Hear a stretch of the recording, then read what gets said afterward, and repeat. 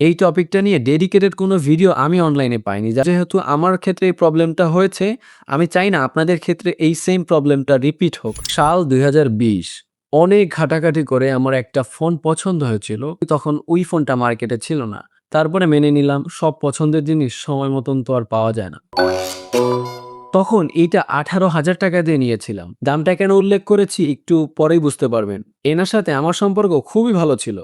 আমাদের ১ বছরের সম্পর্ক ছিল। বাট ১ বছর পর হঠাৎ করে ইনি আমার মুখে চুনকালি মেখে চলে যায়। এইটার ডিসপ্লে নষ্ট হয়ে যায়। তারপরে ১ বছর এটাকে ফেলে রেখেছিলাম। ডিসপ্লে ঠিক করার জন্য আমি যখন মার্কেটে খোঁজ নিয়েছিলাম, দেখলাম যে ৳১২,০০০ চাচ্ছে আমার কাছে শুধু ডিসপ্লে ঠিক করতে। সো আমি ভাবলাম যে এত টাকা দিয়ে এটা ঠিক করার কোনো মানেই হয় না। ১ বছর পরে আমি পাতাল মার্কেট থেকে এটার ডিসপ্লে ঠিক করি। ৳৬,০০০ লেগেছিল তখন। তবে দুঃখজনক ব্যাপার, এটা ঠিক করার ৩ মাসের পর ইনি আবার নষ্ট হয়ে যায়। তারপর থেকে এখনো কোমায় আছে। আমি ওনাকে আর ডিস্টার্ব করিনি। তবে ইচ্ছা আছে এনার ডিসপ্লে আমি আরো একবার ঠিক করব। তারপর দেখব ইনি আসলে কত নিচে নামতে পারে। একটু মজা করতেছিলাম। আজকের ভিডিওর মেইন টপিক হচ্ছে আপনারা যারা ডিসপ্লে সারার কথা ভাবতেছেন, মানে ধরেন আপনার কাছে একটা দামি ফোন আছে।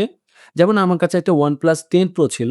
এইরকম ফোনের ডিসপ্লে সারার কথা যদি আপনারা চিন্তা করে থাকেন, তাদেরকে একটা ওয়ার্নিং দেওয়ার জন্য মূলত আজকের ভিডিওটা বানাচ্ছি। আমি মোবাইল সার্ভিসিং এর দোকানে কথা বলে যতটুকু জানতে পেরেছি, ওনাদের ম্যাক্সিমামের মতে হচ্ছে ডিসপ্লে যদি একবার নষ্ট হয়ে যায়, তারপরে যদি আপনি AMOLED ডিসপ্লে আবারও লাগান, এখানে বড় একটা পসিবিলিটি আছে যে আপনার ডিসপ্লেটা আবার নষ্ট হয়ে যাবে। তাই দেখবেন যাদের ডিসপ্লে একবার নষ্ট হয় তারা ম্যাক্সিমাম ক্ষেত্রে IPS ডিসপ্লে লাগিয়ে ইউজ করে। তারা দামি ডিসপ্লে লাগানোর রিস্ক নেন। তো আপনাদের যাদের একটা ভালো ফোনের ডিসপ্লে নষ্ট হয়ে গেছে, তারা এই জিনিসটা একটু ক্লিয়ার হয়ে নিবেন যে আপনি ডিসপ্লে লাগাচ্ছেন, এর পরেও কি আপনার সেম সমস্যা আবার ফিরে আসবে কিনা।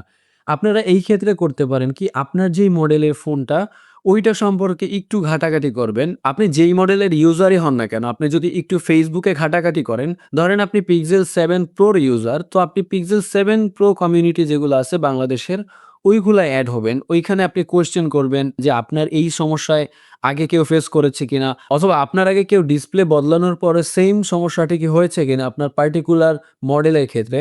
সো এই ক্ষেত্রে আপনার ডিসিশন নিতে একটু সুবিধা হবে। সো এই জিনিসটা আপনারা একটু নিশ্চিত হয়ে নেবেন। এরকম অনেক ঘটনা শুনেছি যে এখানে ধরেন একজন মানুষ একটা শখ করে ফোন কিনেছে, ওনার ডিসপ্লে নষ্ট হওয়ার পর অনেক কষ্টে ডিসপ্লেটা সারানোর পরে আবার নষ্ট হয়ে গেছে।